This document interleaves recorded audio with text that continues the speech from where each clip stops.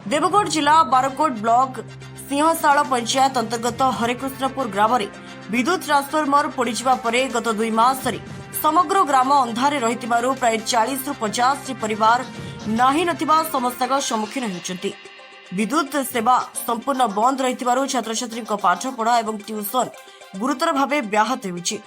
जंगल संलग्न अंचल में अवस्थित एक ग्राम में वन्य हाथी उपद्रव नीतिदिनिया समस्या पलटि बेले वर्तमान वर्षा ऋतु में विद्युत नथिबारु राति समय विभिन्न विषाक्त सरीसृप घरे पशिबार भय बढ़ी जाइछि।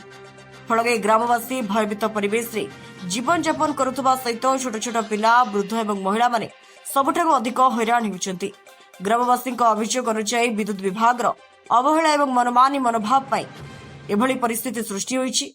ट्रांसफॉर्मर पड़िଯିबा परे एकाधिक थर विभागीय कर्तृपक्षଙ୍କୁ लिखित और मौलिक भाव मौखिक अभियोग कराଯାଇଥିଲେ ମଧ୍ୟ एपर्यंत नूतन ट्रांसफॉर्मर जोगाइबारे विफल होइतिबारु विभाग ग्रामवासीଙ୍କ ମଧ୍ୟରେ तीव्र असंतोष प्रकाश पाइछि।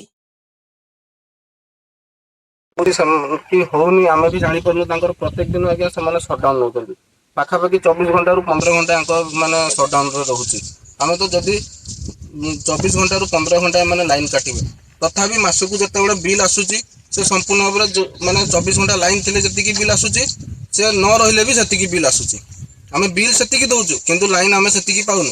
आ बर्तमान वर्षा दिन माने साप होला कि अन्य माने जति पोकमोक ये सब गोटे डर रोचे। राति माने लाइन काटी दउचंती कि को दिन राति लाइन रहुनी।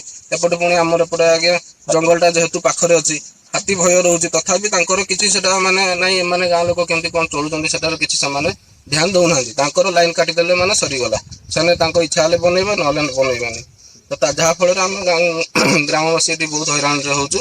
आम ये मंगलवार आमको प्रतिश्रुति तो देते मंगलवार भितर आमको नुआ ट्रांसफॉर्मर देवे। जदि नुआ ट्रांसफॉर्मर नदेवे आम ग्रामवासी जाकि धारणार से बसबू। दीर्घ 2 मास ट्रांसफॉर्मर पोड़ी आम बारंबार कंप्लेन बेपारी हो पारे। आम इलेक्ट्रिक और बहुत अभाव हमको हैरान होगा पड़ी। छुआ पाठ पढ़ार असुविधा होगी।